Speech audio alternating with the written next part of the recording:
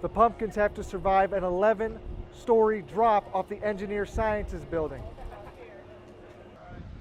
That's a 110-foot drop, and most pumpkins don't make it. A national survey done by the Trevor Project states that 46% of transgender and non-binary young people considered suicide in 2023. From 2007 to 2023, the amount of people who practice Christianity in the state dropped from 78% to 64%. At that same time, the amount of people practicing paganism or Wiccan religions rose from less than 1% to 2%. The grant will allow Morgantown to increase the number of crosswalks with pedestrian call buttons within city limits. Wait.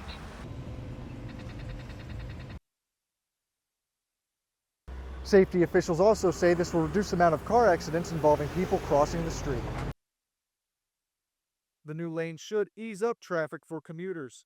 Some WVU employees are saying that the new turning lane onto College Ave has already cut their time by as much as 10 minutes. Students are putting their engineering and teamwork skills to the test at the 36th annual Pumpkin Drop.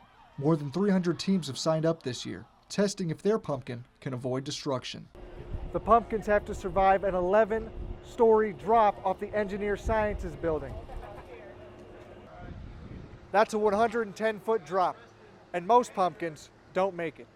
The designs around their pumpkins can't be just anything, though. There are 12 requirements and 10 restrictions for what students can use and do. These range from the color of the pumpkin to regulating the use of parachutes and restricting bungee cords. K through 12 students participate in the event with the goal of sparking an interest in engineering. Jason Gross, the chair of the Department of Mechanical Materials and Aerospace Engineering, says the event is about introducing kids to engineering. What it does for the participants is kind of experience that engineering mindset. It worked for Lauren Gilchrist, who participated in the Pumpkin Drop in middle school and is now an engineering major at WVU. When I think about opportunities I had when I was younger and things that I enjoyed, Pumpkin Drop and other things like it come to mind that made me want to study engineering. Although many pumpkins met their demise today, it was for a good cause. Proceeds from the $10 entry fee are donated to the Ronald McDonald House. This year, the event raised over $3,000. Ayden Norcross, WVU News, Morgantown.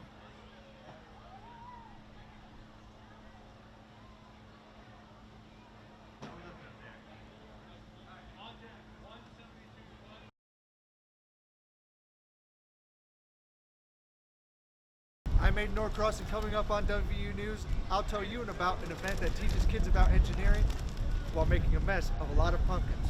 I'm Ayden Norcross, and straight ahead on WVU News, I'll tell you about an event that teaches kids about engineering while making quite a mess of a lot of pumpkins. I'm Ayden Norcross, and coming up, I'll teach you about an event that teaches kids about engineering while making quite a mess of a lot of pumpkins. WVU News starts now. It kind of helps us escape, even if we don't really go anywhere at all. You know what I mean? What you just heard is a letter from a prisoner to the Appalachian Prison Book Project, showing their gratitude at having received a book. The project wraps books at the Ascend Center in Morgantown, and this October event is one of more than 50 held so far. We get letter after letter, people saying how much it matters to them, that someone on the outside cares about them. I just think that's really just as important as the book itself. The wrapped books are sent to prisoners in West Virginia, Tennessee, Kentucky, Ohio, and Maryland. The project started in 2004 from a graduate class on the history and literature of imprisonment at WVU. Since then, the Appalachian Prison Book Project has sent over 70,000 books. The project helps build learning communities on the inside as well. 3 book clubs have been created with 100 members in the Hazleton Prison in Preston County. According to the RAND Corporation, education programs result in a 43% decrease in recidivism. There's always worry about when prisoners come out, they go back to the same thing of crime, and maybe these books will help them, see a different way out. Although it only costs $5 to send a book, the weekly costs for the project add up to $1,000 a week. Ayden Norcross, WVU News, Morgantown.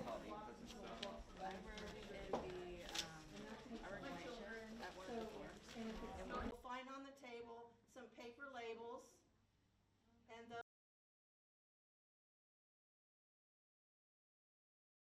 Coming up on WVU News, I'm Ayden Norcross, and I'll tell you about a project that aims to educate the incarcerated. Straight ahead on WVU News, I'm Ayden Norcross, and I'll tell you about a project that aims to educate the incarcerated. Coming up on WVU News, I'm Ayden Norcross, and I'll tell you about a project that aims to educate the incarcerated. WVU News starts now.